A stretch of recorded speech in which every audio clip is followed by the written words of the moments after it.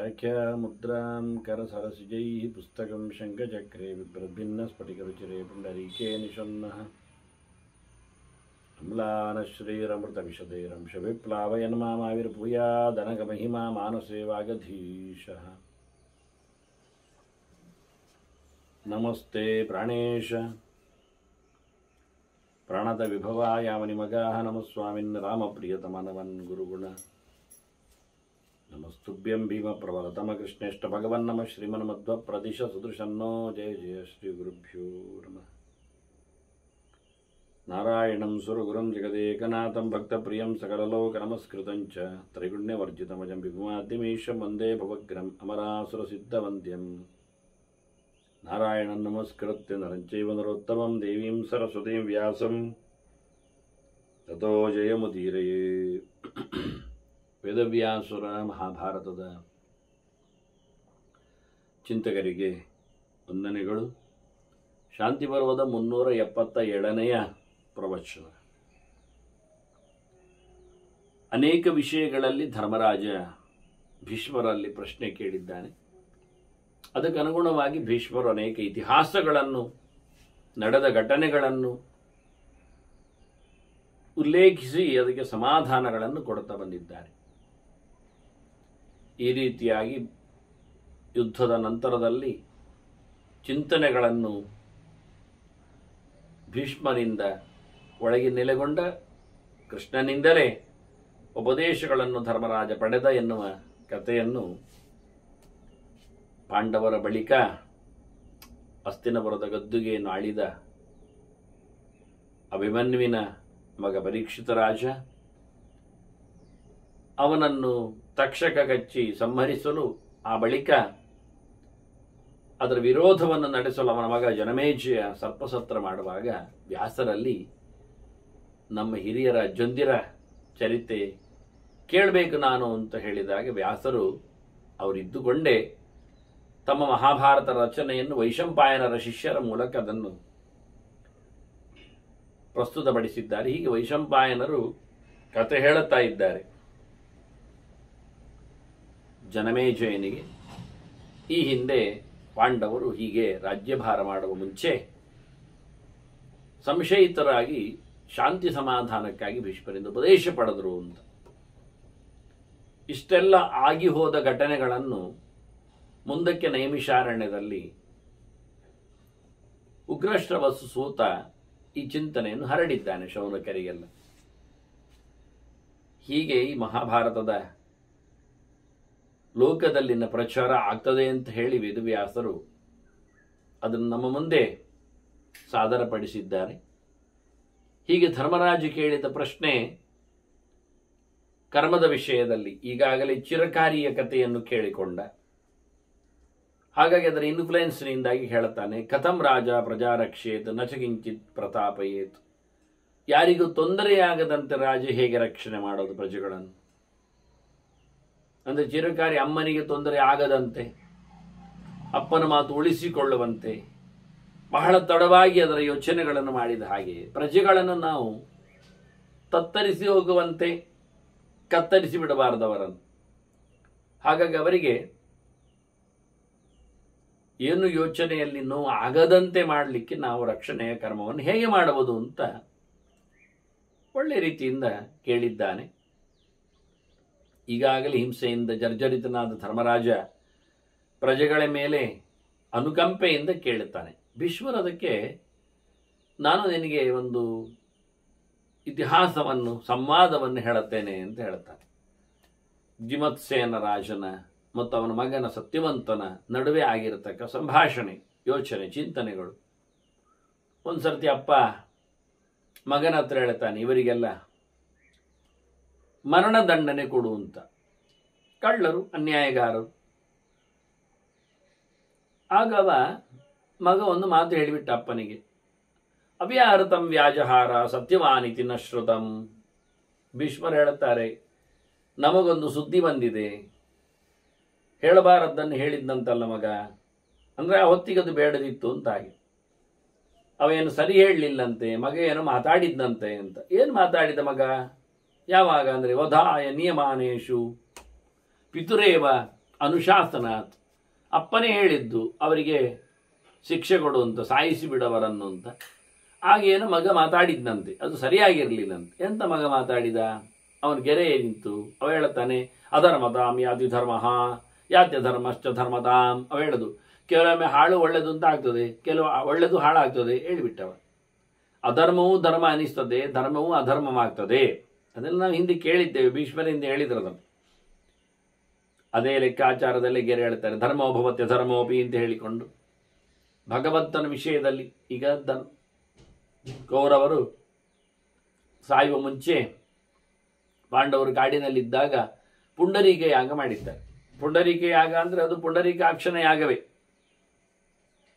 ಭಗವಂತನ ವಿಷಯದಲ್ಲೇ ಆಗತಕ್ಕಂತಹ ವೈಷ್ಣವ ರೀತಿಯ ಯಾಗದನ್ನು ಮಾಡಿಸಿದವರೆಲ್ಲ ಭೀಷ್ಮಾದಿಗಳಿದ್ದೇ ಆದದ್ದು. ಆದರೆ ಅವನಿಗೆ ಲಾಭ ಏನಾಯಿತು? ಪ್ರಸ್ತುತದಲ್ಲಿ ಯಾಗ ಮುಗಿದ ಬಳಿಕ ಅವನು ಸಿಕ್ಕಾಕೊಂಡ. ಗಂಧರ್ವರನ್ನೇ ಹೆಡೆಬಡಿ ಕಟ್ಟಿದ್ರು, ಬಡದಾಗಿ ಬಿಟ್ರ ಅವನ ಸೈನ್ಯವನ್ನು. ಸೋತು ಹೋದವ. ನಿರ್ವೇದ ಬರುವಷ್ಟು, ವೈರಾಗ್ಯ ಬರುವಷ್ಟು ಅವರನ್ನು ಸೋಲಿಸಿದ್ದಾರೆ. ಕರ್ಣನಿವರೆಲ್ಲರೂ ಪದರಾಡಾಗಿದ್ದಾರೆ. ಯಾಗದಿಂದ ಲಾಭ ಆಗಲಿಲ್ಲ. ಯಾಕೆ ಅಂದರೆ ಅವನು ಮಾಡಿದ ಯಾಗ ಅದು ಧರ್ಮ ಆಗಲಿಲ್ಲ, ಅಧರ್ಮ ಆಯಿತು. ಯಾಕೆ? ಅವನು ಸ್ಪರ್ಧೆಗಾಗಿ ಮಾಡಿದ್ದು, ಪಾಂಡವರನ್ನು ಚೇಷ್ಟೆ ಮಾಡಲಿಕ್ಕೆ ಮಾಡಿದ್ದು, ಭಕ್ತಿಯಿಂದ ಮಾಡಿದ್ದಲ್ಲ, ಬೂಟಾಟಿಕೆಯಲ್ಲಿ ಮಾಡ್ತಾ ಇದ್ದಾನೆ. ಮತ್ತು ಕೆಲವರೆಲ್ಲ ಬಹಳ ಒಳ್ಳೆಯ ಧಾರ್ಮಿಕ ಹೆಸರುಗಳಿಂದ ಬೇಕಾದಷ್ಟು ಕೆಲಸಗಳನ್ನು ಮಾಡಲಿಕ್ಕೆ ಕರಪತ್ರ ಎಲ್ಲ ಮಾಡ್ತಾರೆ. ಅದರಲ್ಲಿ ಕೆಳಗೆ ಬರೀತಾರೆ ತನು ಮನ ಧನ ಸಹಾಯವನ್ನು. ಅದು ಎಷ್ಟು ಅಂದರೆ ಈಗ ಸಾಂಸ್ಕೃತಿಕ ಕಾರ್ಯಕ್ರಮಗಳು ಎನ್ನುವ ಹೆಸರಿನಲ್ಲಿ ಕುಣಿಯುವ, ಕೂಗುವ, ಅದೆಲ್ಲ ಪ್ರಕಾರಗಳಲ್ಲಿ ಪ್ರವಚನವೂ ಸೇರಿಬಿಟ್ಟಿದೆ. ಹಾಗಾಗಿ ಸುಮಾರು ಕಡೆಯಲ್ಲಿ ನವರಾತ್ರಿಯ ಸಂದರ್ಭ ಅಂತ ಹೇಳಿಕೊಂಡು ಒಂದು ಕಾರ್ಯಕ್ರಮ ಇರಬೇಕು ಸಾಯಂಕಾಲದ ಹೊತ್ತು ಹೇಳಿಕೊಂಡು ಅವರು ಬಂದವರೇನು ಇಡೀ ದಿನ ಏನು ಕೂತ್ಕೊಳ್ಳೋದಿಲ್ಲ, ಪೂರ್ವ ಗಂಟೆ ಕೂತ್ಕೊಳ್ಳೋದಿಲ್ಲ. ಅವರೊಂದು 10 ನಿಮಿಷ ಕೂತು ಹೋಗ್ತಾರೆ. ಅದೊಂದು ಅವರಿಗೊಂದು ನೆಕ್ಸ್ಟ್ ಚೇಂಜ್ ಇದ್ದಾಗೆ, ರಿಲ್ಯಾಕ್ಸ್. ದೇವಸ್ಥಾನಗಳಲ್ಲಿ ಎಲ್ಲ ಸುತ್ತು ಬರ್ತಾರೆ, ಅವರ ಪ್ರಕಾರದಲ್ಲಿ ಭಕ್ತಿ ಶ್ರದ್ಧೆಗಳನ್ನೆಲ್ಲ ತೋರಿಸ್ತಾರೆ, ಸೇವೆ ಪುನಸ್ಕಾರಗಳನ್ನು ನಡೆಸ್ತಾರೆ. ಮತ್ತು ಈ ಮಂಟಪದ ಎದುರು ಒಂದು 10 ನಿಮಿಷ ಎಲ್ಲಿ ಕುರ್ಚಿ ಖಾಲಿದೆ ಹೇಳಿ ಕೂತ್ಕೊಳ್ತಾರೆ. ಅದು ಎಷ್ಟು ಹೊತ್ತು ಯಾವ ರೀತಿಯಲ್ಲಿ ಕಾರ್ಯಕ್ರಮ ಇದ್ದರೂ ಅವರ ಗಂಟೆಯಲ್ಲಿ ಹೇಳುವುದು ಕೂತ್ಕೊಳ್ಳೋದಷ್ಟೇ. ಅವರಿಗೆ ಗಂಟೆ ಎಷ್ಟುಂಟು ಅಂತ ಅದನ್ನು ನೋಡಿ ಕಾರ್ಯಕ್ರಮ ಭಾರೀ ಚೆನ್ನಾಗಿದೆ ಅಂತಾದರೂ ಅರ್ಧ ಗಂಟೆಯನ್ನು ಕೂತ್ಕೊಳ್ಳೋದಿಲ್ಲ. ಅವರು 15 ನಿಮಿಷದಲ್ಲಿ ಹೋಗಬೇಕು ಅಂದರೆ ಹೊರಡಿರ್ತಾರೆ. ಇಲ್ಲಿ ಟೋಟಲ್ ದೇವಸ್ಥಾನದಲ್ಲಿ ಎಕ್ಸ್ಪೆನ್ಸ್ ಮಾಡಲಿಕ್ಕೆ ಒಂದಿಷ್ಟು ಗಂಟೆ ತಂದೆ ಇರ್ತಾರೆ. ಅದರೊಳಗೆ ಆಗಬೇಕು ಅವರಿಗೆ. ಯಾರಿಗಾದರೂ ರಾತ್ರಿ ಮನೆಗೆ ಸೇರಬೇಕು, ರಾತ್ರಿಯಲ್ಲಿ ಮತ್ತೇನು ಕೆಲಸ ಇರ್ತದೆ. ಹೀಗಾಗಿ ಅಕ್ಕಪಕ್ಕದವರಿಗೂ ಅದು ಪೂರೈಕೆ ಸಾಂಸ್ಕೃತಿಕ ಕಾರ್ಯಕ್ರಮ ಏನೋ ಆಗಬೇಕಾಗಿಲ್ಲ. ಅಂತೂ ಮಾಡಿದ್ದೇವೆ ಆಗಬೇಕು. ಸ್ಪಾನ್ಸರ್ಸ್ ಇರ್ತಾರೆ ಅದಕ್ಕೆಲ್ಲ. ಮತ್ತೆ ಅದನ್ನೆಲ್ಲ ಇನ್ವಿಟೇಷನ್ನಲ್ಲಿ ಪ್ರಿಂಟ್ ಮಾಡಲಿಕ್ಕೆ ಇರ್ತದೆ. ಇಂಥವರಿಂದ ವಾದ್ಯ ಸೇವೆ, ಇಂಥವರಿಂದ ಅದು ಸೇವೆ ಅಂತೇಳಿ ಹಾಕ್ಕೊಳ್ತಾರೆ. ಹಾಗಾಗಿ ಅದು ಇನ್ವಿಟೇಷನಲ್ಲಿ ಬರಲಿಕ್ಕೂ ಒಂದು ಕಾರಣ, ದೊಡ್ಡ ಬ್ಯಾನರ್ ಹಾಕ್ತಾರೆ, ಫ್ಲೆಕ್ಸಿ, ಅದರಲ್ಲಿ ಬರೆದು ಹಾಕ್ತಾರೆ. ಹಾಗಾಗಿ ಇವೆಲ್ಲ ಹೆಸರು ಬರಲಿಕ್ಕೋಸ್ಕರ ಮಾಡುವಂಥದ್ದು, ಜನರಿಗೆ ಕಾಣಿಸಬೇಕು ಅಂತ ನಡೆಸುವಂಥದ್ದು. ಹೀಗೆ ನಡೆಸಿಕೊಳ್ಳುವಲ್ಲಿ ಪ್ರವಚನವೂ ಒಂದು ದಿನ ಆಗ್ತದೆ ಎಂದಿಟ್ಟಿದ್ದಾರೆ ಅವರು, ಆಗಬೇಕು ಅಂತ. ಯಾಕೆ? ಅದಕ್ಕೊಂದು ಜನ ಸ್ಪಾನ್ಸರ್ಸ್ ಇರ್ತಾರೆ, ಅವರು ಅದನ್ನೇ ಕೇಳ್ತಾರೆ, ಬೇರೆಕ್ಕೆ ಕೊಡೋದಿಲ್ಲ ಅವರು. ಹಾಗೆ 10ರಲ್ಲಿ 11 ಅದು ವಿಷಯಗಳ. ಮತ್ತು ಏನು ಹೇಳ್ಬೋದವ, ಎಂಥದೋ ಹೇಳ್ತಾನೆ, ಯಾರ್ಯಾರಿಗೂ ಏನೇನೋ ಸಂಬಂಧ, ಯಾವುದೋ ಕತೆಗೆ ಏನೋ ಲಿಂಕ್ ಕೊಟ್ಟುಕೊಂಡು ಏನೋ ಮಾಡ್ತಾರೆ. ಅಂತೂ ಕೇಳಿದರೆ ಅದಿಲ್ಲವಾ ಉಂಟವಲ್ಲ ಹೇಳ್ತಾರೆ ಅವರು. ಅಂದರೆ ಕೇಳುವವರಲ್ಲಿ ಬರಬಾರ್ದು, ಪ್ರಶ್ನಿಸುವವರು ಇರಬಾರ್ದು. ಹಾಗಾಗಿ ವಿದೌಟ್ ಡಾಕ್ಯುಮೆಂಟ್ಸ್, ಶಾಸ್ತ್ರ ಪ್ರಮಾಣ ಆಧಾರ ಏನಿಲ್ಲ, ಎಲ್ಲವೂ ನಡೀತದೆ. ಎಲ್ಲವೂ ಕೇಳುವವರಿದ್ದಾರೆ, ಹೇಳುವವರಿದ್ದಾರೆ. ಮತ್ತು 2 ರೀತಿಯ ಅಭಿಪ್ರಾಯವನ್ನು ಜನ ತಿಳಿಸ್ತಾರೆ. ಅದು ಒಟ್ಟಾರೆ ಹೇಳಿದ್ದು ಮಾರ್ಯಾರೆ ಅನ್ನೋದನ್ನು ಹಾಗೆ ತೇಲಿಸಿಕೊಂಡು ಹೋಗ್ತಾರೆ. ಮತ್ತು ಎಂತಾದ್ರೂ ಹೇಳಿದ್ರಲ್ಲ ಅಂತ ಹೇಳಿಕೊಂಡು ಹೋಗ್ತಾರೆ.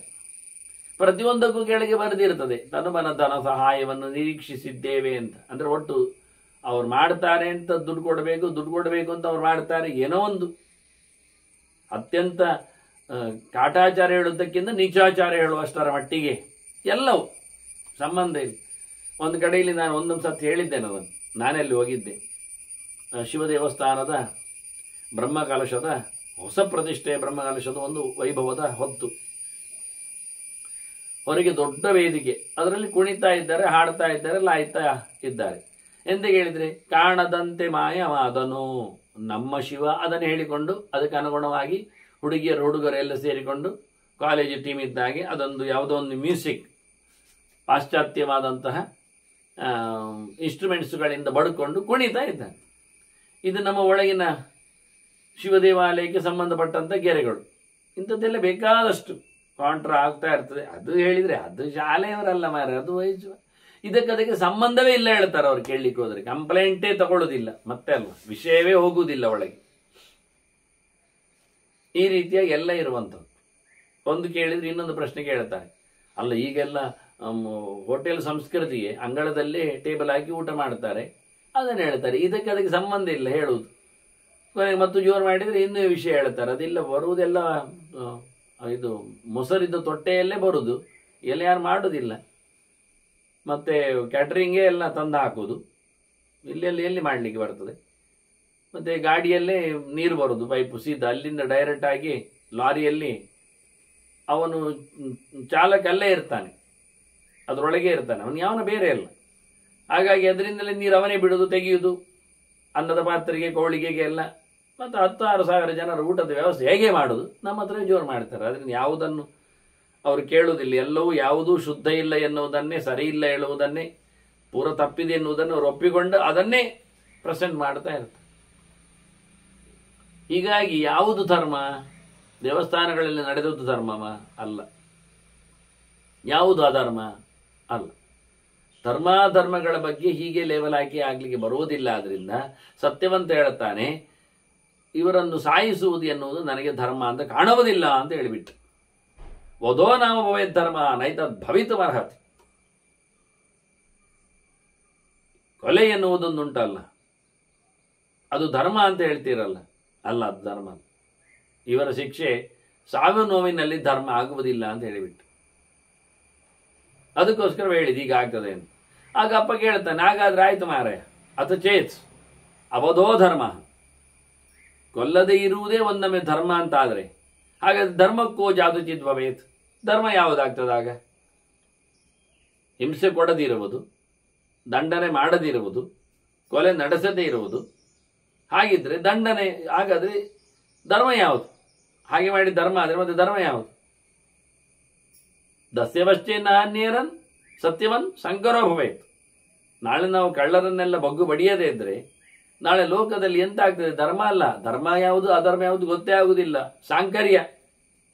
ಎಲ್ಲರೂ ಎಲ್ಲ ಪ್ರಕಾರದಲ್ಲಿ ಇರ್ತಾರೆ, ಯಾವುದು ತಪ್ಪಲ್ಲ, ಯಾರಿಗೂ ಶಿಕ್ಷೆ ಇಲ್ಲ. ಹೇಗಾಗ್ತದೆ? ಇದು ನನ್ನದು ಹೇಳ್ತಾರೆ, ಯಾರ ಸೊತ್ತನ್ನು ತಗೊಂಡು. ಯಾಕೆ ನನಗಾಗುವುದಿಲ್ಲ? ಯಾಕೆ? ನಿನಗೆ ಉಂಟಾದರೆ ನನಗೂ ಇರಲಿ. ಹಾಗೆ ಕೇಳಲಿಕ್ಕಿಲ್ಲ. ಮಮೇದಂ ಇತಿ ನಾ ಸೇತತ್ ಪ್ರವರ್ತೇತ ಕಲವು ಯುಗೆ. ಕಲಿಯುಗದಲ್ಲಿ ಜಬರ್ದಸ್ತಿನಲ್ಲೇ ಬದುಕ್ತಾರೆ. ನಿನ್ನದಲ್ಲ ನನ್ನದು ಅಂತಾರೆ. ಯಾವುದನ್ನಾದರೂ ಹೊತ್ಕೊಂಡು ಹೋಗ್ತಾರೆ. ಯಾರನ್ನು ಶಿಕ್ಷೆ ಮಾಡುವಂಥದ್ದು, ನ್ಯಾಯ ಕೇಳುವಂಥದ್ದು ಧರ್ಮದ ಚೌಕಟ್ಟು ಇಲ್ಲ ಅಂತಾದರೆ, ಬಲ ಇದ್ದವನದ್ದೇ ಕಾರ್ಬಾರು ಅಂತ ಹೇಳಿಕೊಳ್ಳುವ ಒಂದು ನಿಯಮವನ್ನು, ಧರ್ಮವನ್ನೇ ಅವರು ಇಂಪ್ಲಿಮೆಂಟ್ ಮಾಡುತ್ತಾರೆ. ಅದು ಧರ್ಮ ಅಂತಾರೆ ಅವರು.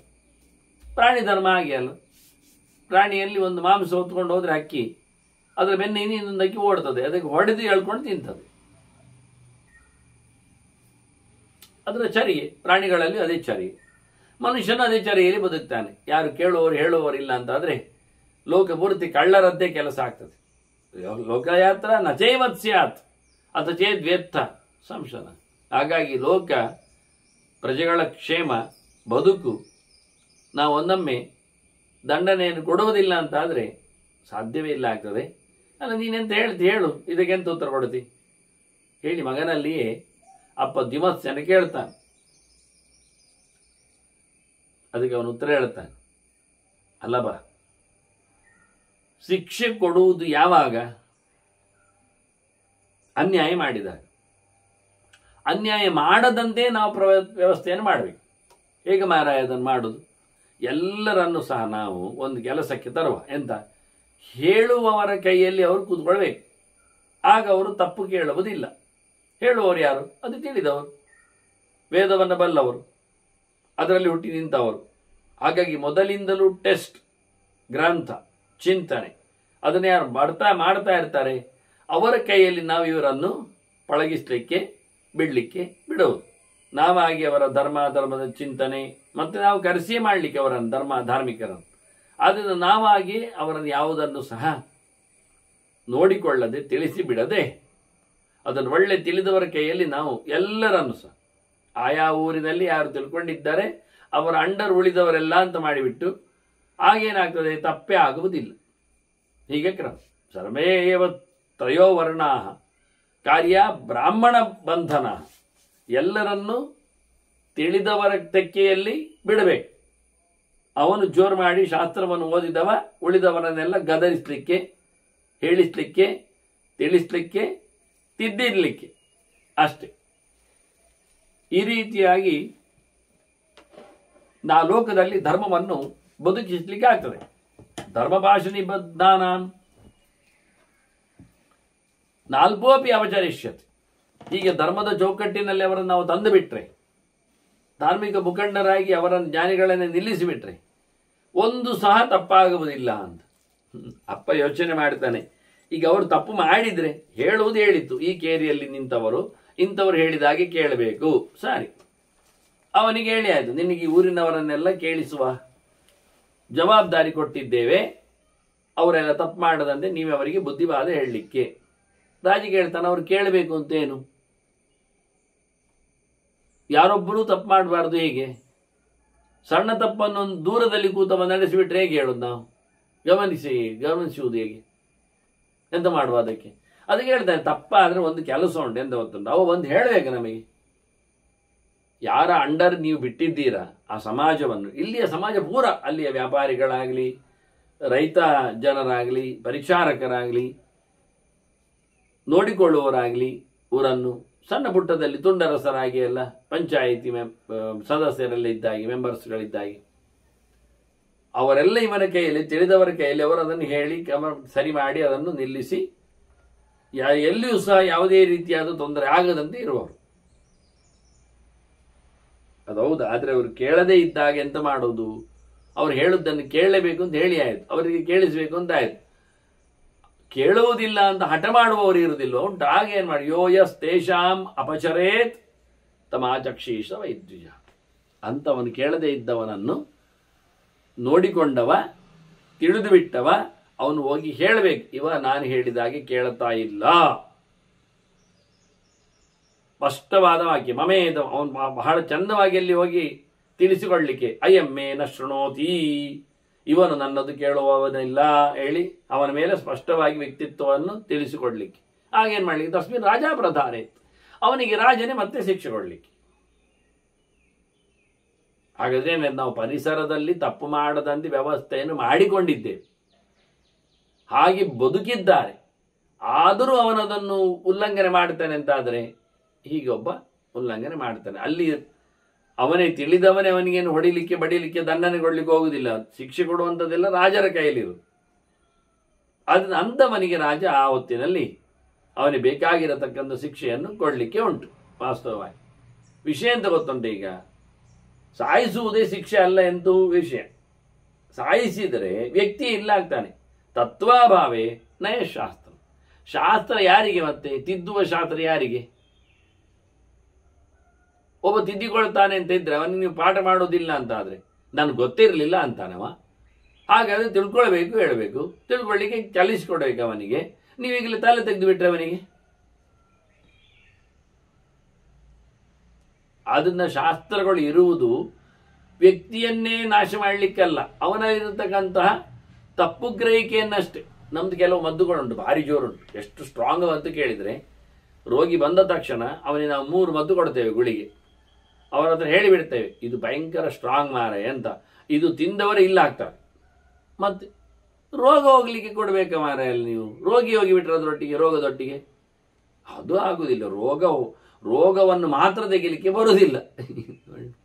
ನಮ್ದು ಕೆಲವು ಗೆದ್ದಲು ಹಿಡಿದ ಮರಗಳಿರ್ತವೆ, ಅವುಗಳೇಂತ ಮಾಡಲಿಕ್ಕೆ ಅಂದರೆ ಅದು ಗೆದ್ದಲು ತೆಗಿಲಿಕ್ಕೆ ಅಲ್ಲ. ಗೆದ್ದಲೆ ತೆಗೆದ್ರೆ ಅದರಲ್ಲಿ ಮರ ಕಾಣುವುದಿಲ್ಲ ಮತ್ತೆ, ಯಾಕೆ ಅದೆಲ್ಲ ಈಟೇಬಲ್ ತಿಂದಾಗಿದೆ, ಗುಳುಗುಳು ಗುಳುಗುಳು ಬಿದ್ದಿದೆ. ಈಗೆಂತ ಮಾಡೋದು? ಹೌದು, ಸತ್ಯವೇ. ಆದ್ರಿಂದ ಇದಕ್ಕೆಲ್ಲ ಸರ್ವನಾಶ, ವಸ್ತುವೇ ನಾಶ ಆಗುವುದಾದರೆ ಅದನ್ನು ನಾವು ಮತ್ತೆ ಬುದ್ಧಿವಂತಿಕೆಯಲ್ಲಿ ತಿದ್ದುವ ಕತೆ, ಅದು ವಾಸ್ತವ.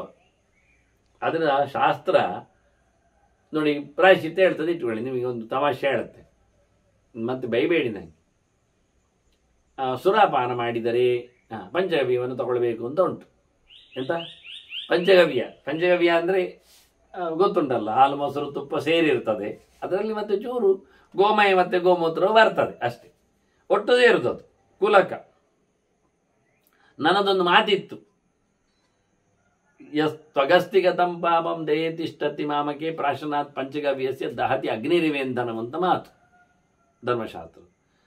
ನಿಮ್ಮದು ಎಷ್ಟು ಪಾಪಗಳು ಹೋಗ್ತವೆ ಪಂಚಗವ್ಯ ಪಡೆದ್ರೆ ಅಂದರೆ, ಅದು ಮೇಲೆ ಚರ್ಮದಲ್ಲಿ ಮಾಡಿದ ತಪ್ಪಲ್ಲ, ಅಸ್ಥಿಯಲ್ಲಿ ಹೋಗಿ ನಿಂತರು, ಎಲುಬಿನಲ್ಲಿ.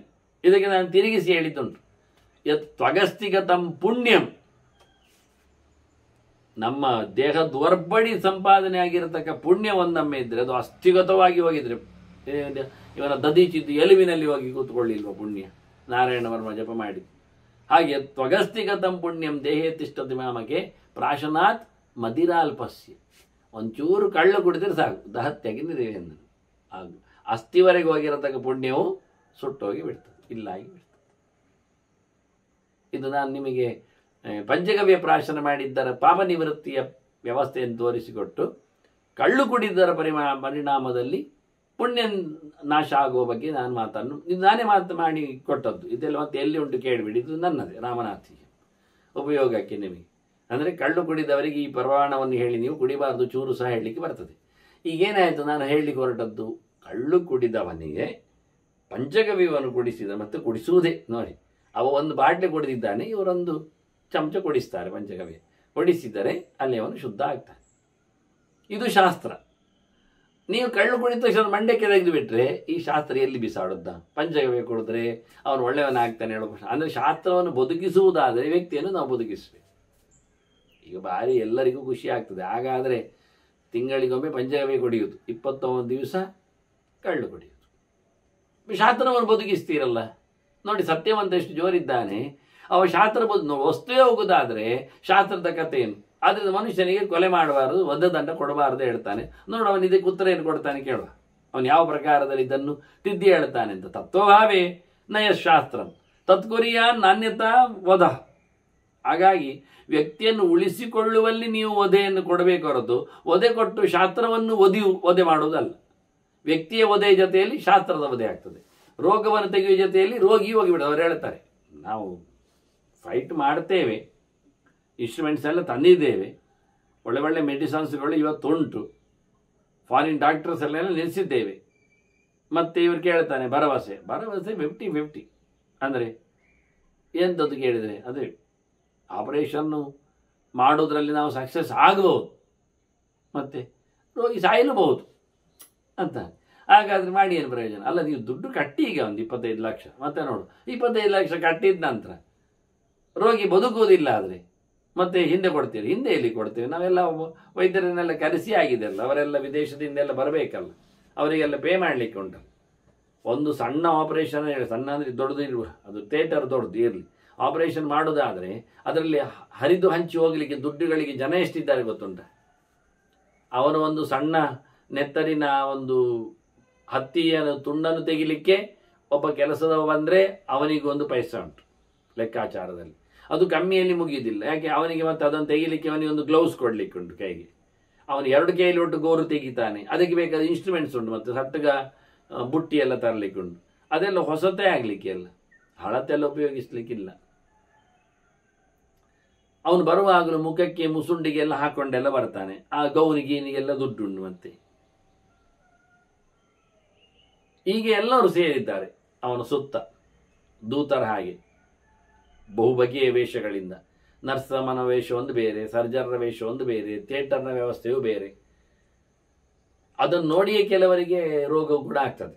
ಆಪರೇಷನ್ ಥಿಯೇಟರ್ ನೋಡಿಯೇ ಒಮ್ಮೆ ಅದ್ಭುತವಾಗಿದೆ. ಕೆಲವರದ್ದು ಒಳಗೆ ಹೋದ ತಕ್ಷಣ ಪ್ರವೇಶ ಮಾತ್ರೇಣ, ಕೆಲವರಿಗೆ ಒಳಗೆ ಹೋದ ತಕ್ಷಣ ಅದು ಕಾಯಿಲೆ ವಾಸಿ ಆಗ್ತದೆ, ಸಮಾಗಿ ಬರ್ತಾರೆ. ಇನ್ನು ಕೆಲವರಿಗೆ ಹೋದ ತಕ್ಷಣವೇ ಹಾರ್ಟ್ ನಿಂತು ಬಿಡ್ತದೆ. ಇಲ್ಲಿ ಎಲ್ಲ ಉಂಟ ನನಗೆ. ಈಗ ಇಷ್ಟು ಜನ ಒಟ್ಟು ಸೇರಿ ಯಮದೂತರ ಹಾಗೆ ನನ್ನನ್ನೆಲ್ಲ ಇವರು ಕಡಿತಾರೆ, ಬಡಿತಾರೆ. ಆಯುಧಗಳ ರಾಶಿ ಒಂದೊಂದು ಟ್ರೇಟೇ ಬರ್ತದೆ, ಆಯುಧಗಳ ರಾಶಿ. ಅದರಲ್ಲಿ 1 ಇಂಚಿನಿಂದ ಹಿಡಿದು ಮತ್ತೆ 50 ಇಂಚಿನ ಒಡೆಯೂ ಇರತಕ್ಕಂತಹ ಸುತ್ತೆಗಳು, ಮತ್ತೆ ಅದು ಎಂಥದ್ದು ಕಟ್ಟಿಂಗ್ ಪ್ಲೇಯರ್ಸ್ಗಳು. ಆದರೆ ನಾನು ಹೆಸರು ಕೊಟ್ಟದ್ದು, ಅಲ್ಲಿ ಬೇರೆ ಬೇರೆ ಹೆಸರುಂಟವರದು. ವೈದ್ಯ ಭಾಷೆಯಲ್ಲಿ ಅದಕ್ಕೆಲ್ಲ ಬೇರೆ ಬೇರೆ ಹೇಳ್ತಾರೆ. ಸ್ಪ್ಯಾನರ್ ಅದೆಲ್ಲ ಅವರು ಹೇಳುವುದಿಲ್ಲ, ಆದರೆ ಆ ನಮೂನೆ ಇರ್ತದೆ ಎಲ್ಲ. ನಮ್ಮ ವಾಹನಗಳನ್ನು ನಾವು ಎಲ್ಲಿಯಾದರೂ ಗ್ಯಾರೇಜಿಗೆ ತಗೊಂಡೋದ್ರೆ ಅವ್ರು ಎಷ್ಟು ನಂಬರದ್ದೆಲ್ಲ ನೋಡಿ ಅದಕ್ಕೆ ಸರಿಯಾದದ್ದನ್ನೇ ತರ್ತಾರೆ. ಹಾಗೆ ನಮ್ಮ ನಂಬರಿಗೆ ಪ್ರಕಾರದಲ್ಲಿ ಆಪರೇಷನ್ ಥಿಯೇಟರಲ್ಲಿ ಗೌಜಿ ಇದೆ. ಆದರೆ ಹೇಳ್ತಾನೆ, ನೀವು ವಸ್ತುವನ್ನು ಉಳಿಸದೆ ನೀವು ಶಸ್ತ್ರವನ್ನು ಎತ್ತುವುದಾಗಿದ್ರೆ ನಾವು ಶಸ್ತ್ರಕ್ಕೆ ಬ್ಯಾನ್ ಮಾಡ್ತೇವೆ ಅಂತ ಶುರು ಮಾಡಿದ್ದೇವೆ. ಶಾಸ್ತ್ರವನ್ನು ಉಳಿಸಿ, ಇಲ್ಲಾದ್ರೆ ಸಾವನ್ನು ಅಳಿಸಿ, ಕೊಲೆ ಎನ್ನುವುದಿಲ್ಲ ಮಾಡಿ, ಏನಾದರೂ ಒಂದು ನಡೆಸಿಕೊಡಿ ಅಂತ. ಎಲ್ಲ ಅಸಮೀಕ್ಷೆಯುವ ಕರ್ಮಾಣಿ, ಎಲ್ಲ ಸರಿ ನೋಡದೇ ಮಾಡುವುದು. ಎಲ್ಲರೂ ಹಾಗೆ. ಅವನು ಹೇಳ್ತಾನೆ, ನಂಗೆ ಗೊತ್ತಿರಲಿಲ್ಲ ಮಾರೇರೆ ಅಂತ ಮಾಡುವು. ನನಗೆ ಅಲ್ಲಿ ಬಿದ್ದಿತ್ತು ದುಡ್ಡು ಅಂತ ಏಕಿಕೊಂಡೆ, ಗಮ್ಮತ್ತಾಯ್ತು ನನಗೆ. ಮತ್ತೆ ಏಕಿಕೊಂಡದ್ದು ಯಾರ ಹತ್ರ ಕೇಳಲಿಲ್ಲ. ನನಗಾಗ ಹಸಿವೆ ಆಗ್ತಿತ್ತು, ಹೋಗಿ ಸಮ ತಿಂದುಬಿಟ್ಟೆ. ಮತ್ತೆ ಉಳಿದದ್ದು ಚೂರಿದ್ದದ್ದು ನೋಡಿ ಕೇಳಿದೆ, ಯಾರದ್ದಾದ್ರೂ ಹೌದಾ ಅಂತ. ಅದು ಯಾರು ಅಲ್ಲ ಹೇಳಿದ್ದು, ಪುಣ್ಯಾತ್ಮ ಮಾರೆ. ಮತ್ತೆ ಅದನ್ನು ಸಹ ತಗೊಂಡೋಗಿ ಮನೆಗೆ ಕೊಟ್ಟುಬಿಟ್ಟೆ. ಅದು ಯಾಕೆ ಯಾರು ಅಲ್ಲ ಹೇಳಿದ್ದು, ಅದು ನಾನು ಚೂರೇ ತೋರಿಸಿದವರದ್ದು. ಇಷ್ಟು ಇದು ಯಾರದ್ದು ಕೇಳಿದೆ. ಅವನಿಗೆ 16,000 ರೂಪಾಯಿ ಸಿಕ್ಕಿತ್ತು, ಗಮ್ಮತ್ತು ಮಾಡಿ ತಿಂದ, ಕುಡಿದ, ಮತ್ತೆ ಕೈಯಲ್ಲಿ ಉಳಿಯಿತು. ಅಲ್ಲಿ ಯಾರು ಹೊರಗೆ ಬರುವಾಗ ಚೂರು ಉಳಿಸಿಬಿಟ್ರೆ ಅವನಿಗೆ, ಇಲ್ಲಾದರೆ ಅವ್ರಿಗೆ ಟಿಪ್ಸು ಬಾಟ ಅದು ಇದೆಲ್ಲ ಉಂಟು, ಅದೆಲ್ಲ ಹೋಗಿ ಉಳಿದತ್ತು. ತಂದಲ್ಲಿ ಹೇಳಿದೆ, ಇಲ್ಲಿ ಒಂದು 2,000 ಸಿಕ್ಕಿತ್ತು ನನಗೆ, ಇದು ಯಾರದ್ದ? ಯಾರು 2,000 ಯಾರು ಕಳ್ಕೊ, ಅದು 10-15,000 ಕಳ್ಕೊಂಡವ ಎಲ್ಲಿದ್ದ, ಅವ ತಂದಲ್ಲೇ ಹೇಳಿಬಿಟ್ಟ. ಯಾಕಂದ್ರೆ ಒಂದು 10-15,000 ಇತ್ತು. ಇದು ಒಳ್ಳೆ ಪುಣ್ಯ. ಅದು ಯಾರು ಎಲ್ಲ ಹೇಳಿದ್ದಾರೆ ತಗೊಂಡೋಗಿ ಅದನ್ನು ಸಹ ಖಾಲಿ ಮಾಡಿ.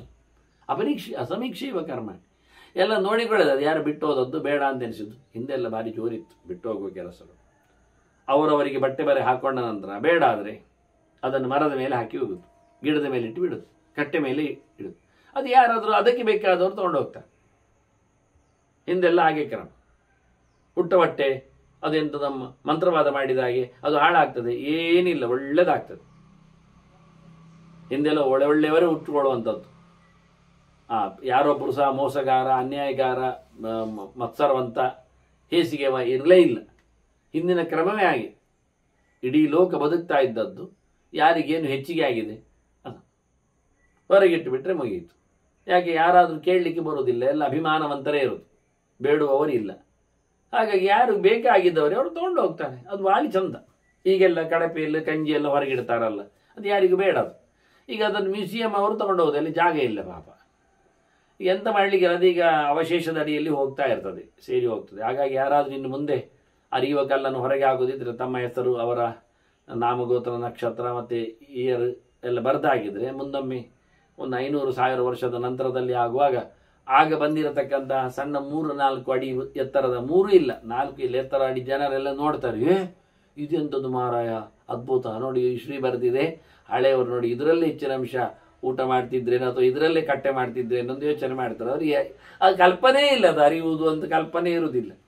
ಮತ್ತೊಬ್ಬ ಸಿಕ್ಕಿಕೊಂಡವ ಭಾರಿ ಗಮ್ಮತ್ತಿನಲ್ಲಿ ಅದನ್ನು 100 ಜನರೊಟ್ಟಿಗೆ ಸೇರಿ, ಆಗಿನ ಕಾಲದ ಕ್ರೇನ್ ಇರ್ತದೆ, ಅದೊಂದು ಸ್ಟೈಲ್ ಇರ್ತದೆ, ಅದರಲ್ಲಿ ಅದನ್ನು ತಗೊಂಡೋಗಿ ಇದು ಶಿವಲಿಂಗ ಮಾರಾಯರೇ ಇಂಥ ಕಡೆ ಸಿಕ್ಕಿದ್ದು ಹೇಳಿ ಎಲ್ಲಿಯೋ ಪ್ರತಿಷ್ಠೆಗೋ ಪೂಜೆ ಪುನಸ್ಕಾರಕ್ಕೂ ಹಾಕ್ತಾನೆ. ಅದಕ್ಕೆ 3 ಪಟ್ಟಿಯಲ್ಲೇ ಹೇಳಿತಾನೆ. ಮತ್ತೆ ಎಂಥದ್ದಾಗ್ತದೆ, ಹೇಗಾಗ್ತದೆ ಎಲ್ಲ ಗೊತ್ತಿಲ್ಲ. ಹಾಗೆ ಭಾಳ ಚಂದವಾಗಿ ಅದನ್ನು ಹೇಳಿದ. ನಿಜವಾಗಿ ನಮಗೆ ನೀತಿಶಾಸ್ತ್ರ ಅಸಮೀಕ್ಷೆ ಇವ. ನಮ್ದೆಲ್ಲ ಕೆಲಸಗಳೆಲ್ಲ ಆಗಿ ಯೋಚನೆಗಳು ಇಲ್ಲ, ಸಮೀಕ್ಷೆ ಇಲ್ಲ. ಮತ್ತೆ ಸಮೀಕ್ಷೆ ಯಾರಿಗೂ ಬೇಡರಿ, ಎಂಥ ಕರ್ಮಕ್ಕೆ ಹೇಳ್ತಾರೆ. ಸಮೀಕ್ಷೆಯನ್ನು ಎಲ್ಲರೂ ವಿರೋಧಿಸ್ತಾರೆ. ಇವ ಹೇಳ್ತಾನೆ, ಸಮೀಕ್ಷೆ ಇಲ್ಲದೆ ಮಾಡಿದ ಕೆಲಸಗಳೇ ಎಲ್ಲ ಹಾಳಾಗಿ ಹೋಗ್ತವೆ ಅಂತ. ಅದನ್ನು ಚೆನ್ನಾಗಿ ಯೋಚನೆ ಮಾಡಿ ನೀತಿಶಾಸ್ತ್ರವನ್ನು ಉಳಿಸಬೇಕು. ಅದರ ನೀತಿಶಾಸ್ತ್ರದಲ್ಲಿ ಇವರು ಅನೀತಿಯನ್ನು ತರ್ತಾರೆ. ಒಂದು ಅಕ್ಷರವೋ, ಒಂದು ಪದವೋ, ಒಂದು ಗೆರೆಯೋ ಆಚೀಚೆ ಮಾಡಿಕೊಂಡ್ರೆ ತಪ್ಪರ್ಥವನ್ನು ಕೊಡ್ತದೆ. ಬಹಳ ವಿಶಿಷ್ಟವಾಗಿರ್ತದೆ. ಹಾಗಾಗಿ ಬಹಳ ಸುಂದರವಾಗಿ ಯಥಾವಿಧಿ ನೀತಿಶಾಸ್ತ್ರವನ್ನು ಉಳಿಸಿಕೊಳ್ಳಬೇಕಾದ್ರೆ ಅದು ಧರ್ಮ ಎನ್ನುವುದು ಎಷ್ಟರ ಮಟ್ಟಿಗೆ ಆಗಿದೆ, ಅಧರ್ಮ ಎಷ್ಟರ ಮಟ್ಟಿಗೆ ಅಲ್ಲ ಅನ್ನೋದನ್ನು ನೋಡಿ ಅಂತ. ಹೀಗೆ ದಸ್ಯೂನ್ಯ ಒಂದೊಮ್ಮೆ ಸಮೀಕ್ಷೆ ಮಾಡದೆ, ಯೋಚನೆಗೊಳ್ಳದೆ, ಬೇಕಾದಷ್ಟು ವಿಚಾರಿಸಿಕೊಳ್ಳದೆ, ಈ ನೀತಿಶಾಸ್ತ್ರವನ್ನು, ಶಾಸ್ತ್ರವನ್ನು, ಪ್ರಾಯಶ್ಚಿತ್ತವನ್ನು ಬದುಕಿಸಿಕೊಳ್ಳದೆ ಒಂದೊಮ್ಮೆ ನಾವು ಅನ್ಯಾಯ ಮಾಡಿದವನಿಗೆ ದಂಡನೆ ಕೊಟ್ಟರೆ, ಅವನನ್ನು ಸಾಯಿಸಿಬಿಟ್ರೆ, ಅವನು ಸತ್ತೇ ಹೋದರೆ ಕಥೆ ಏನಾಗ್ತದೆ ಇಲ್ಲಿ ನೋಡು ಅಂತಾನೆ ಅಪ್ಪನಿಗೆ. ದಸ್ಯೂನ್ಯಂತಿ ವೈ ರಾಜ ಭೂಯಾಂಸೋ ವೈ ಭೂಯಾಂಸೋ ವಾಪ್ಯನಾಗಸ. ಒಂದು ಕೊಲೆಯಿಂದ, ಅವನು ಮಾಡಿದ ತಪ್ಪಿನಿಂದ ಅವನಿಗೆ ಶಿಕ್ಷೆ ಹೇಳಿಕೊಂಡು ನಾವು ಕೊಲೆ ಮಾಡಿದರೆ ನಾವೊಂದಿಷ್ಟು ದೊಡ್ಡ ತಪ್ಪು ಮಾಡಿದ ಆಗ್ತದೆ, ರಾಶಿ ತಪ್ಪು. ಏನು ಕೇಳಿದರೆ ಭಾರ್ಯ, ಮಾತ, ಪಿತ, ಪುತ್ರ, ಹನ್ಯಂತೆ ಪುರುಷೇಣತೆ, ಇವರೆಲ್ಲ ಸತ್ತಾಗಿ ಅಲ್ವಾ. ಅವನ ನಂಬಿದ್ದ ಹೆಂಡತಿ ಎಲ್ಲಿ ಸಾಯ್ಬೇಕು? ಏನು ಮಾಡಬೇಕು? ಸಣ್ಣ ಮಗು ಎಲ್ಲಿ ಹೊತ್ಕೊಂಡು ಹೋಗ್ಬೇಕು? ಇನ್ನು ಯಾರದ್ದೋ ಚಾಕರಿ ಮಾಡ್ಲಿಕ್ಕೆ ಹೋಗಿ ಅವನೇನೋ ವ್ಯಭಿಚಾರ ಆಗಲಿಕ್ಕೆ ಬಿಟ್ಟು ಅವಳು ಜೀವನ ಪೂರ್ತಿಯಾಗಿ ಬದುಕಬೇಕು. ಒಂದು ಸರ್ತಿ ಬಿದ್ದದ್ದಕ್ಕೆ, ಒಂದು ಸರ್ತಿ ದುಡ್ಡು ಮಾಡಲಿಕ್ಕೆ ಹೋದದ್ದಕ್ಕೆ ಅವಳು ತನ್ನನ್ನೇ ಮತ್ತೆ ಯಾವತ್ತೂ ಮಾರಿಕೊಂಡಿರ್ತಾಳೆ. ಅವನಪ್ಪ ಮನೆಯಲ್ಲಿ ಗೋರ ಗೋರ ಮಾಡ್ತಾ ಇದ್ದಾನೆ, ಕೆಮ್ಮುತ್ತಾ ಇದ್ದಾನೆ. ಈಗ ಬರ್ತಾನಿವ ಅಂತ ಹೇಳಿ ಮಾತ್ರೆ ತರಲಿಕ್ಕೆ ಹೋದವ. ಮಾತ್ರೆಯಲ್ಲಿ ಶಾಪಿನವ ಜಾಸ್ತಿ ದುಡ್ಡು ಉಂಟು ಹೇಳಿದ.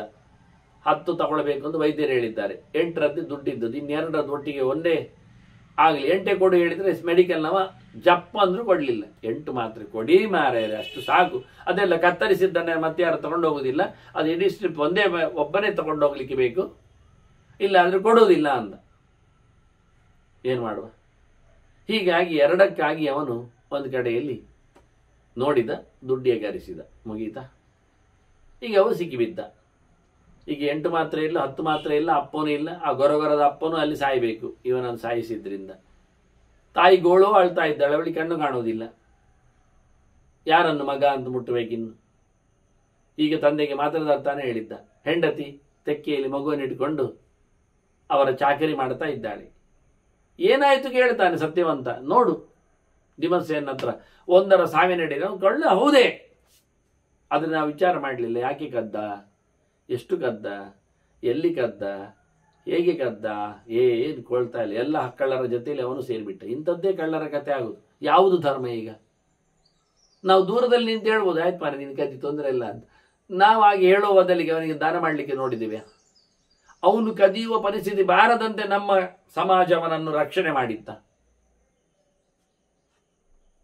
ಇಲ್ಲ. ಯಾರಿಗೇನು ನೋವು, ಎಲ್ಲಿ ಸಂಕಟ, ಅದಕ್ಕೆ ಪ್ರತಿಸ್ಪಂದಿಸುವ ನೆಲೆ ನಮ್ಮದಲ್ಲ. ಯಾರ್ಯಾರಿಗೂ ಏನೇನೋ ಸ್ಪರ್ಧೆಗಳನ್ನು ಮಾಡ್ತೇವೆ. ಅದು ತಿನ್ನು, ಇದು ಕುಡಿ, ಅದಕ್ಕೆ ನಮ್ಮದು ಪ್ರೈಸು. ಮೊನ್ನೆ ನೋಡಿ, ಒಂದು ಅಗಲವಾದ ವಿಶಾಲವಾದ ಅರು ಇಲ್ಲದ ಒಂದು ಚಂದವಾದ ಒಂದು ತಟ್ಟೆ, ಅದರಲ್ಲಿ ಮುಸಂಬಿ, ಅದನ್ನು ಮಂಡೆಯಲ್ಲಿ ಇಟ್ಕೊಂಡು ಹೋಗ್ಬೇಕಂತೆ. ಯಾರು ಎಷ್ಟು ದೂರ ಹೋಗ್ತಾನೆ ಬೀಳಿಸದೆ ಅಂತ. ಸತ್ಯ, ಒಂದೊಮ್ಮೆ ಬೀಳಿಸದೇ ಹೋಗುವುದಾದ್ರೆ 1 ಮೈಲಾದರೂ ಹೋಗ್ತೇನೆ. ಯಾಕೆಂದ್ರೆ ಆ ಮುಸಂಬಿಯ ಅಡಿಯನ್ನು ಕೆತ್ತಿ ಹಾಕಬೇಕು, ಆಗಾಗುವ. ಇದು ಮುಸುಂಬಿ ರೋಲ್ ಆಗದೆ ಇರ್ತದ, ನಿಂತ್ರೇನೆ ಅಲ್ಲಾಡ್ತದೆ. ಅದು ಅಷ್ಟೊತ್ತಿಗೆ ಪ್ಲೇಟ್ ಅಲ್ಲಾಡ್ತದೆ. ಇಷ್ಟು ಅಗಲ ಪ್ಲೇಟ್ ಇದೆ, ದೊಡ್ಡ ಪ್ಲೇಟ್ ಇದೆ, ಮಂಡೆಗಿಂತ ಅಗಲವಾದ ಪ್ಲೇಟ್ ಇದೆ. ಆ ಪ್ಲೇಟಲ್ಲಿ ಬ್ಯಾಲೆನ್ಸ್ ತಪ್ತದೆ. ಇವ ಕುತ್ತಿಗೆ ನಿನ್ನ ಅದು ತಿರುಗಿದಾಗೆ ತಿರುಗಿಸ್ಬೇಕು ಮುಸುಂಬಿಯ ಅಡೆಗೆ. ಅಲ್ಲಿಗೆ ಇವನು ಮತ್ತೆ ಉಳುಕಿದ ಕುತ್ತಿಗೆಗೆ ಮತ್ತೆ ಪರಿಹಾರ ಯಾರು ಕೊಡ್ತಾರೆ? ಇವರದ್ದು ಕೊನೆಗೂ ಪ್ರೈಸಲ್ಲಿ ಇರುವುದು ಏನೋ ಒಂದು ಹೊಟ್ಟೆ ಡಬ್ಬಿ, ಮತ್ತೆಂಥದ್ದು ಇರುವುದಿಲ್ಲ. ಅದರಲ್ಲೊಂದಿಷ್ಟು 4 ಚೆಟ್ಟು. ಇದಕ್ಕೆ ಹೋಗಿ ಮಕ್ಕಳನ್ನು ಕುಣಿಸುವ ವಿಧಾನಗಳು. ಮನುಷ್ಯ ಮಾಡುವ ಈ ಹಲ್ಕಿಗಳೇ ಎಷ್ಟು ತ್ರಾಸದಾಯಕ ಆಗ್ತದೆ ಅಂತ. ಹಾಗಾಗಿ ನಿಜವಾಗಿ ಸಮಾಜವನ್ನು ಉದ್ಧಾರ ಮಾಡುವ ಲಕ್ಷಣಗಳ ಮೇಲೆ ಕಾಣ್ತಾ ಇಲ್ಲ. ಎಲ್ಲಿಯೋ ಒಂದು ಕಡೆಯಲ್ಲಿ ಫೋಲ ಆಗುವುದು, ಎಲ್ಲಿಯೋ ಒಂದು ಕಡೆಯಲ್ಲಿ ತೆಫ್ಟ ಆಗುವುದು. ಅದರಿಂದ ಬಹಳ ವಿಚಿತ್ರವಾಗಿ ಹೇಳುತ್ತಾನೆ. ಆದ್ದರಿಂದ ಉಳಿಸಬೇಕಾದ್ರೆ ಮನುಷ್ಯನ ಕಥೆ ಹೀಗಿರ್ತದೆ. ರಾಜ ಏನು ಮಾಡಬೇಕು ಹೇಳಿದ್ರೆ, ಪ್ರತಿಯೊಂದು ಕಡೆಯಲ್ಲಿ ನೋಡಬೇಕು ಸಮ ಉಂಟಾ ಇಲ್ವಾ. ಪರೇಣ ಅಪಕೃತೋ ರಾಜ ತಸ್ಮಾ ಸಮ್ಯಕ್ ಪ್ರಧಾರೇ. ಆಗತಕ್ಕ ಅನ್ಯಾಯಕ್ಕೆ ಸರಿಯಾಗಿ ರಾಜನ ಶಿಕ್ಷೆ ಇರಬೇಕು. ಈ ಲೆಕ್ಕಾಚಾರ ನೋಡಿಕೊಂಡ್ರೆ ಅವನಿಗೆ ಶಿಕ್ಷೆ ಕೊಡುವುದಕ್ಕಿಂತ ರಾಜ ಎಂಥದ್ದೊಂದು ವಿಚಾರಿಸಿಕೊಂಡ್ರೆ ಏನಾಯ್ತು ಕೇಳಿದ್ರೆ, ಅವನಪ್ಪನನ್ನು ಕಾಪಾಡಲಿಕ್ಕೆ ಬೇಕಾಗಿರತಕ್ಕಂಥ ರೋಗ ದೂರ ಮಾಡಲಿಕ್ಕೆ ಬೇಕಾದ ಮಾತ್ರೆ ಮದ್ದು ಕೊಡೋದು ಒಳ್ಳೆಯದು. ಅದಕ್ಕೋಸ್ಕರ ಅರಮನೆಯಲ್ಲಿ ಚಾಕರಿ ಮಾಡಿಸಿಕೊಳ್ಳಿ, ಕೆಲಸ ಮಾಡಿಸಿಕೊಳ್ಳಿ. ಕೆಲಸ ಯಾರು ಮಾಡಿಸುವುದು ಬೇಡ ಹೇಳಲಿ. ನಾನು ಯಾವತ್ತು ಹೇಳೋದುಂಟು, ಯಾವುದೇ ಕಮ್ಯುನಿಟಿ, ನಾನು ನನ್ನ ಕಮ್ಯುನಿಟಿ ನಿಮ್ಮ ಕಮ್ಯುನಿಟಿ ಹೇಳ್ತಾ ಇಲ್ಲ. ನೀವು ಎಷ್ಟು ಸಣ್ಣ ಕಮ್ಯುನಿಟಿಯನ್ನು ಹೇಳಿಕೊಳ್ಳಿ ಬೇಕಾದ್ರೆ, ಅಂದರೆ ಬೌಂಡ್ರಿ ಹಾಕಿ ಮಾನವ ಜನಾಂಗ ಹೇಳಬೇಡಿ, ಸಾಯಲಿ ನಮಗೆ. ಅದರಲ್ಲಿ ಮತದ ಚೌಕಟ್ಟು ಹಾಕೊಳ್ಳಿ, ಎತ್ತರ ಮೇಲೆ ಹಾಕಿ, ಊರು ಹಾಕಿ, ಕೇರಿ ಹಾಕಿ, ಪಕ್ಷ ಹಾಕಿ, ಏನು ಬೇಕಾದ್ರೆ ಬಾವುಟ ಮಾಡಿ. ಆದರೆ ಯಾವುದೋ ಒಂದು ಗುಂಪು ಮಾಡ್ತೀರಲ್ಲ, ಆ ಗುಂಪಿನಲ್ಲಿ ನೀವೇ ಇರ್ತೀರಲ್ಲ, ಆ ಗುಂಪಿನಲ್ಲಿ ಯಾರಲ್ಲಿ ಆದರೂ ಏನಾದರೂ ಕೊರತೆ ಇದೆ, ನೋವಿದೆ, ಸಂಕಟ ಇದೆ ಅನ್ನೋದು ನೀವೇ ಪರೀಕ್ಷಿಸಿ. ಹೌದಾಗಿದ್ದರೆ ಅವರ ಮನೆಯಲ್ಲಿ ಆ ನೋವು ಅಳಿಸ್ಲಿಕ್ಕೆ ಬೇಕಾಗಿರುತ್ತೆ ಔಷಧ ಕೊಡಬೇಡಿ. ಮತ್ತೆ ಔಷಧ ಏನು ಕೇಳಿದರೆ, ಅವರಿಗೆ ಔಷಧವನ್ನು ಸಂಪಾದನೆ ಮಾಡಲಿಕ್ಕೆ ಬೇಕಾಗಿರತಕ್ಕಂತಹ ವ್ಯವಸ್ಥೆಯನ್ನು ಕೊಡಿ. ಒಂದು ಮನೆಯಲ್ಲಿ ಸಂಪಾದನೆ ಇಲ್ಲ ಅಂತಾದರೆ ಯಾರಿಗಾದರೂ ಏನಾದರೂ ಅವರಿಗೆ ಆಗುವ ಯೋಗ್ಯತೆಯ ಒಂದು ವೃತ್ತಿಯನ್ನು ಕೊಡಿ, ಕಲ್ಪಿಸಿಕೊಡಿ. ಅದಕ್ಕೆ ಪ್ರಭಾವವನ್ನು ಬೀರಿ. ನಿಮ್ಮ ಇನ್ಫ್ಲುಯೆನ್ಸ್ ಇರಲಿ ಕೇಳಿದರೆ, ನಾನು ನೋಡ್ತೇನೆ ಎಷ್ಟೋ ದೇವಸ್ಥಾನಗಳ ಅಂಗಳದಲ್ಲಿ ಎದುರಲ್ಲಿ ಇವೆಲ್ಲ ಜಾತ್ರೆ ಹೊತ್ತಿನಲ್ಲಿ ಹಬ್ಬದ ಸಂದರ್ಭಗಳಲ್ಲೆಲ್ಲ ಭಾರಿ ಚಂದ ಮಾಡಿ ಬೋರ್ಡ್ ಇಟ್ಕೊಂಡು ಕೈಲಾದ ಸಹಾಯ ಮಾಡಿ ಅಂಗವಿಕಲರಿಗೆ, ಕೈಲಾದ ಸಹಾಯ ಮಾಡಿ ಕ್ಯಾನ್ಸರ್ ಪೀಡಿತರಿಗೆ. ಅವ್ರು ಎಂಥದಿಂದೆಲ್ಲ ಅಂತ ಕೇಳಬೇಡಿ, ಎಂಥ ಅಂಗವಿಕಲ ಅಂತ ಕೇಳಬೇಡಿ. ಅಂಗವಿಕಲ ಆದದ್ದು ಯಾಕೆ ಕೇಳಿದರೆ, ಅವನು ಸೈಕಲ್ ರೇಸಲ್ಲಿ ಹೋಗಿ ಬಿದ್ದದ್ದಂತೆ, ಕೈಕಾಲು ಮುರಿದುಕೊಂಡದ್ದು. ಅದು ಯಾರಿಗೆ ಬೇಕು? ಅದು ಕ್ಯಾನ್ಸರ್ ಯಾಕೆ ಬಂದು ಕೇಳಿದರೆ, ಅವನು ದಿನ ಮಧು ತಿಂತಾನಂತೆ 10-12 ಪ್ಯಾಕೆಟ್. ಇದೆಲ್ಲ ಕೇಳಬೇಡಿ. ಇದವರ ಬ್ಯಾನರ್ ಇಟ್ಕೊಂಡು ದೇವಸ್ಥಾನದ ಎದುರು ದೊಡ್ಡ ಜನರಂತೆ ಸಮಾರಾಧನೆ ಮಾಡಿಕೊಳ್ಳುವ ಹಾಗೆ ಪಾಪ ಪುಣ್ಯದವರಿಗೆ, ಧಾರ್ಮಿಕ ಎಚ್ಚರ ಉಳ್ಳವರಿಗೆ ದಾನಶೀಲತೆಯನ್ನು. ಇದು ವಿಮಾನದಲ್ಲಿ ಇಳಿಯುವಾಗಲೂ ನಾನು ನೋಡ್ತಾ ಇದ್ದೇನೆ, ಒಂದು ಕಡೆ ತೋರಿಸ್ತಾ ಇದ್ದಾನೆ. ನಾನು ಎಂತ ನಮ್ಮನ್ನು ಕರ್ಕೊಂಡು ಹೋಗ್ಲಿಕ್ಕೆ ಬಂದವರ ಇವರು ಯಾರು ನೋಡುದು.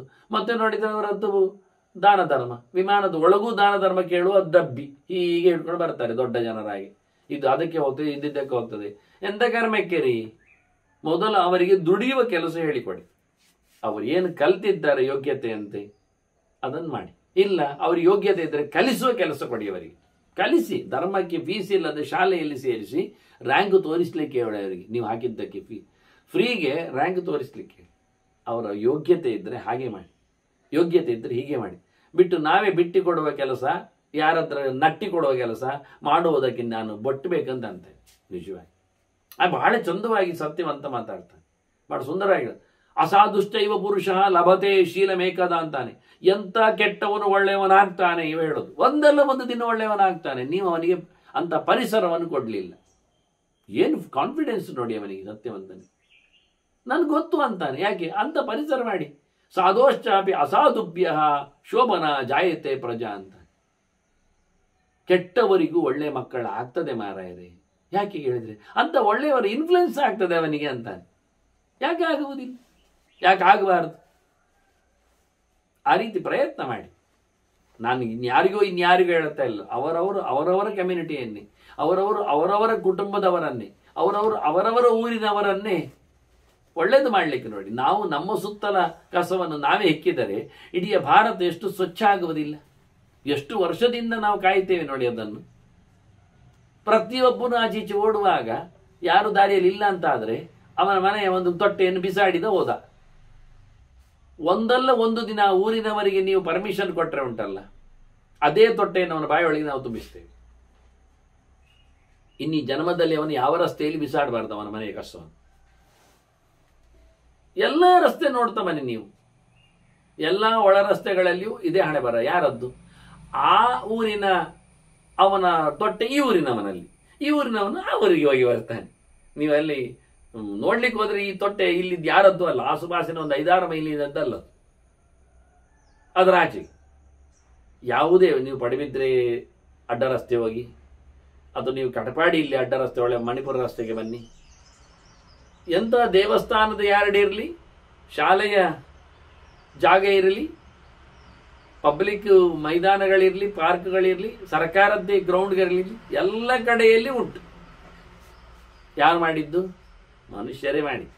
ಅದೊಂದಿಲ್ಲ ಮಾತ್ರ ಅವನಲ್ಲಿ ಎಂಥದ್ದು ಮನುಷ್ಯತ್ವ, ಅತ್ಯಂತ ಹೇಸಿಗೆತನ. ಇದನ್ನು ಬಹಳ ಹೇಳ್ತಾನೆ. ನಿಮ್ಮ ಪ್ರಭಾವವೇ ನಿಮ್ಮನ್ನು ಒಳ್ಳೇದು ಮಾಡಲಿಕ್ಕೆ ಉಂಟು, ನೀವೇ ಅದನ್ನು ತಿದ್ದಿಕೊಳ್ಳಿ ಅಂತ. ಯಾವಾಗ ನಮ್ಮ ಕೆಲಸ ಎನ್ನುವುದು ಬುಡವನ್ನೇ ತೆಗೀತದೋ ಅಂತ ಕೆಲಸ ನಾವು ಮಾಡುವ. ನಾ ಮೂಲಘಾತಃ ಕರ್ತವ್ಯ ಯೇಷ ಧರ್ಮ ಸನಾತನ. ಉಪವಾಸ ಮಾಡಿ ಸತ್ತೇ ಹೋಗ್ತಾನೆ, ರೋಗಿಯಾಗಿ ಬಿಡುತ್ತಾನೆ, ಇಲ್ಲನಾಗಿ ಹೋಗ್ತಾನೆ, ನಿಲ್ಲಿಕ್ಕೆ ಬರುವುದಿಲ್ಲ, ಅವನಿಗೆ ಸಂಕಟ ಹೇಳ್ತದೆ ಅಂತ ಹೇಳಿದರೆ ಅದು ಉಪವಾಸ ವ್ರತ ಅಲ್ಲ, ಅದು ಶಾಸ್ತ್ರ ಹೇಳುವುದಿಲ್ಲ. ಮನುಷ್ಯನನ್ನು ಲಗಾಡಿ ತೆಗೆಯುವಂಥದ್ದು ಯಾವುದೇ ಧರ್ಮ ಇಲ್ಲ ಅಂತಾರೆ. ನಮ್ಮ ಮೂಲಘಾತ ಕರ್ತವ್ಯ. ಬೇರೆ ನಮ್ದೊಂದು ಬಂದಿದೆ ಹೊಸ ಗೊಬ್ಬರ ರೀ ಅಂತ. ಅದು ಒಳ್ಳೆ ಹಣ್ಣಾಗಬೇಕು, ಫಸಲು ಬರಬೇಕು, ಬೇಗ ಬೆಳಿಬೇಕು, ಚಂದ ಇರಬೇಕು, ಆರೋಗ್ಯವಂತ. ಇದಲ್ಲ ನಮ್ದು ಗೊಬ್ಬರ ಅಂತ ಕೇಳಿದರೆ ಅದು ಬುಡವನ್ನೇ ತೆಗೀತದೆ, ಮರವೇ ಬೀಳ್ತದೆ ಎಂತಾದ್ರೆ ಗೊಬ್ಬರ ಹಾಕ್ತಾರೆ ಯಾರದು. ಬೇರನ್ನೇ ಸಾಯಿಸುವಂಥ ಗೊಬ್ಬರ ನಮಗೆ ಬೇಡ, ಅದಲ್ಲ. ನಾವು ಅದು ಆಡುವುದಲ್ಲ. ನಮ್ಮ ಧರ್ಮ ಗಟ್ಟಿಯಾಗಿಸಬೇಕು ಬೇರನ್ನು, ಮೂಲವನ್ನು ನಡುಗಿಸುವ, ಮೂಲವನ್ನು ಶಿಥಲೀಗೊಳಿಸುವ, ಮೂಲವನ್ನು ಇಲ್ಲವಾಗಿಸುವ ಧರ್ಮ ಅದು ಧರ್ಮ ಅಲ್ಲ. ಅದರಿಂದ ಒದೆ ಕೊಟ್ಟರೆ ಇಡೀ ಅವನು ಸಾಯ್ತಾನೆ, ನಾಳೆ ಹೊಟ್ಟೆಗಿಲ್ಲದೆ ಅವನ ಹೆಂಡತಿ ಸಾಯ್ತಾಳೆ, ಅವನ ಮಗು ತಬ್ಬಲಿ ಆಗ್ತದೆ, ಅದನ್ನು ದೂಕಿ ಸಾಯ್ತಾಳೆ, ತಂದೆ ತಾಯಿಗಳು ಅಯ್ಯೋ ಅಯ್ಯೋ ಹೇಳಿಕೊಂಡು ಸಾಯ್ತಾರೆ. ಏನು ವಿಚಿತ್ರ, ಏನು ವಿಚಿತ್ರ ಅಂತಾನೆ. ಮನುಷ್ಯ ಎಷ್ಟು ಕೂಡಲೇ ತನ್ನ ಯೋಚನೆಗಳಿಂದ ಕೆಳಗೆ ಬೀಳುತ್ತಾನೆ ನೋಡಿ. ಏನೊಂದು ಆತ್ಮೀಯತೆ. ಹೋಗಿ ದೂರ ಹೋಗಿ ರಾಮಾಯಣ ಕಾಲಕ್ಕೆ ಹೋಗಿ ದಶರಥನ ಬಾಣವನ್ನು ಬಿಟ್ಟ ಶ್ರವಣಕುಮಾರನ ಚಿಂತನೆಯನ್ನು ಕೇಳಿ. ಬಂದ ನೀರು ತಂದ ದಶರಥ, ಮುದುಕ ತಂದೆ ತಾಯಿಗಳು, ಕಣ್ಣು ಕಾಣುವುದಿಲ್ಲ, ಹೊತ್ತಲ್ಲೆಲ್ಲ ಹೊತ್ಕೊಂಡು ಹೋಗ್ತಿದ್ದ ಇವ. ನಾನು ಗೊತ್ತಿಲ್ಲದೆ ಬಾಣ ಹೊಡೆದು ನಿಮ್ಮ ಮಗನನ್ನು ಸಾಯಿಸಿದ್ದೇನೆ. ನಾನು ಈ ಊರಿನ ಅರಸ ಇದ್ದೇನೆ, ತಪ್ಪಾಗಿದೆ. ಬೇಟೆಗೆ ಬಂದವ. ಬೇಟೆ ಅವನಿಗೆ ಒಂದು ತೀಟೆ ಅಲ್ಲದು. ದಶರಥನಿಗೆ ದೂರಕ್ಕೆ ಓಡಿಸಿ ಜನರನ್ನು ರಕ್ಷಣೆ ಮಾಡುವುದು ಅವನ ಧರ್ಮ ಆಗಿತ್ತು. ಅವ ಶಬ್ದವೇದಿ ಆದ್ದರಿಂದ ಅವನು ಸದ್ದು ಕೇಳಿ ಅದು ಪ್ರಾಣಿ ಇರಬೇಕು ಅಂತ ಹೊಡೆದು ಬಿಟ್ಟ. ತಪ್ಪಿಸಿಕೊಂಡ ಪ್ರಾಣಿ ಇದ್ದಿರಬಹುದು ಅವನ ಕೈಯಲ್ಲಿ. ತಪ್ಪಾಯಿತು, ನೀರು ಕುಡೀರಿ ಅಂದ. ದಶರಥನಿಗೆ ಮಾಡಲಾರದ ಏನೂ ಕೆಲಸ ಅಲ್ಲಿ ಇರುವುದಿಲ್ಲ ನೋಡಿ. ಸಾಮರ್ಥ್ಯದಲ್ಲಿ ಅವರನ್ನು ಹೊತ್ತುಕೊಂಡು ಹೋಗಿ ಅರಮನೆಯಲ್ಲಿ ನಿಲ್ಲಿಸಿ 10 ಚಾಕರೆಯವರಿಂದ ಅವರನ್ನು ಪ್ರತಿನಿತ್ಯ ನೋಡಿಕೊಳ್ಳುವ ಹಾಗೆ ಮಾಡಲಿಕ್ಕೆ ಆಗ್ತದೆ. ಆದರೆ ಅವರು ನೀರು ಕುಡಿಯದೆ, ನೀನು ಸಹ ಸಾಯುವಾಗ ಮಕ್ಕಳಿಲ್ಲದವನಾಗಿ ಸಂಕಟಪಟ್ಟು ಸಾಯಿ ಅಂತ ಹೇಳ್ತಾ, ಇದು ಬೇಕಾ? ಒಂದು ಚೂರು ಕಂಟ್ರೋಲ್ ಮಾಡಿಕೊಂಡ್ರೆ ರಾಜ ಅಂತ ಆದ ನಂತರ ಮಕ್ಕಳಿಲ್ಲ ಆದಾಗ ಸರಿ ಆಯಿತು. ರಾಜ ಹೇಳ್ತಾನೆ, ನಾನೇ ಮಗನಾಗಿರ್ತೇನೆ ನೋಡಿಕೊಳ್ಳಿಕ್ಕೆ, ಇನ್ನೆಷ್ಟು ಬೇಕು ವಿಶಾಲ ಹೃದಯವಂತಿಕೆಯಲ್ಲಿ. ನನಗೆ ಅರ್ಥ ಆಗುವುದಿಲ್ಲ ಇದು ಪ್ರಸಂಗ, ಬಹಳ ಕಷ್ಟ ಆಗ್ತದೆ.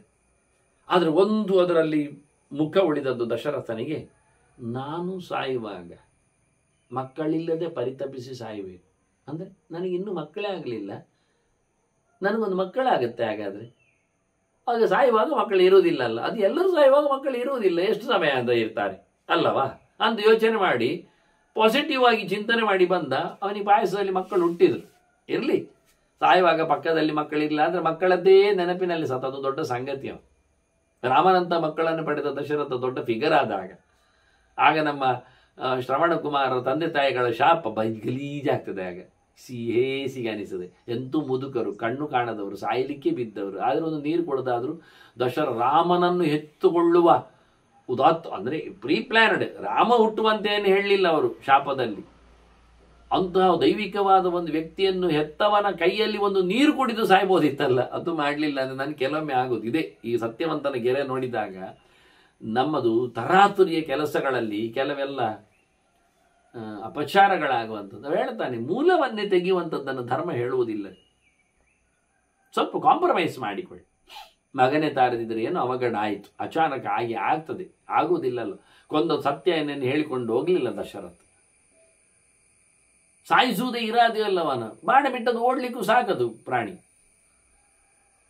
ಬಂದು ಹೇಳ್ತಾನೆ ಮಗನ ಹತ್ರ, ಅಯ್ಯೋ ಸ್ವಾರಿ, ತಪ್ಪೆಲ್ಲ ಹೇಳ್ತಾನೆ.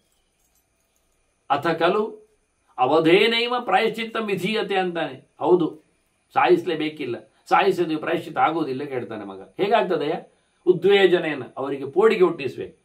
ಪೆನ್ನಿನ ನೀನು ಮಾಡಿದರೆ ನೋಡು, ನಾನು ಈ ದಟ್ಟ ಕೋಲಿನಿಂದಲೇ ಬಡಿತೇನೆ. ಆ ಕೋಲ್ ನೋಡಿ ಮೂತ್ರ ಮಾಡಬೇಕು, ಹಾಗೆ ಆ ಕೋಲ್ ಅಷ್ಟು ಜೋರಿರ್ಬೇಕು ತೋರಿಸುವಾಗ.